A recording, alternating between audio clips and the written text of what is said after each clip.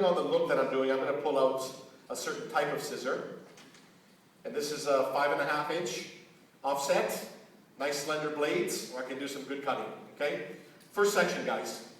I'm going to bring her head forward, and I'm going to bring a piece right down to the front. Can you see those beautiful shades of blonde in there? Isn't that gorgeous? Okay. So put that right through here, and bring her hair forward. And on this side, I'm going to section this out, and I'm going to go right to the corner of her eye. Go to the corner of her eye, I'm going to clip the rest, and do the same thing here.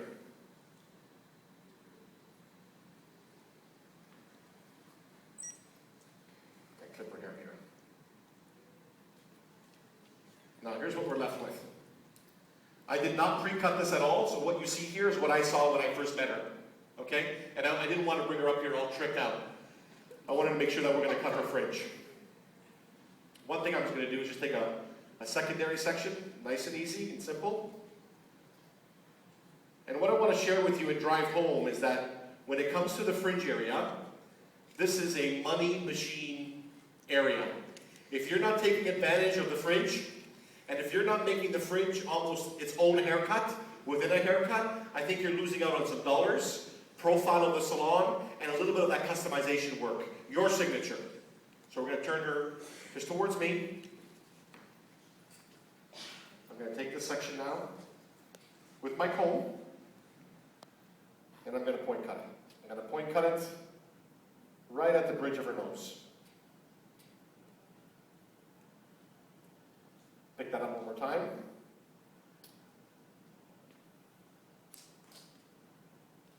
And do the same thing here.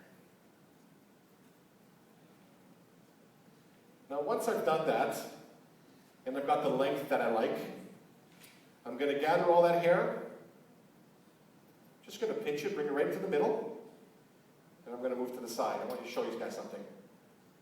So let me just take some of those ends out. I'm going to pinch it pretty high, and now with my shear, I'm going to go in at a 90 degree, right into the hair. You can almost feel, if you kind of slow down, you can almost feel the thickness right where my finger is, where my thumb and forefinger are. And what I'm doing here is really fraying those ends, creating some beautiful texture in the front here. I'm just going to open that up now, okay?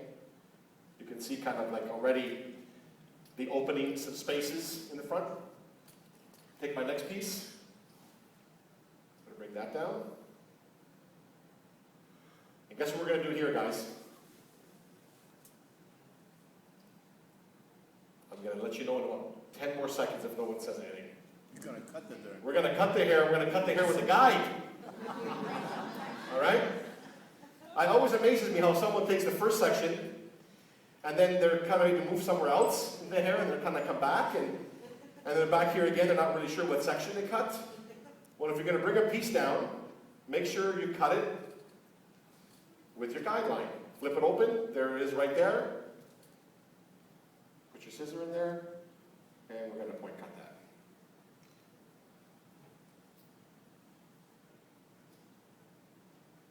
Now, just by virtue of the fact that I'm bringing everything into the middle, you know it's going to be a little longer on the edges, correct? Everybody know that? Okay. Just going to finish that off here. And I've got one more piece here. Now with this piece, take it up again. There's my guide. And I'm going to leave it a little bit longer, just a touch longer. Because we'll call that our swing piece. It's the piece that's probably going to move from one side to the other. You know what I mean? Okay? We'll bring that down now, and I'll move over to the side.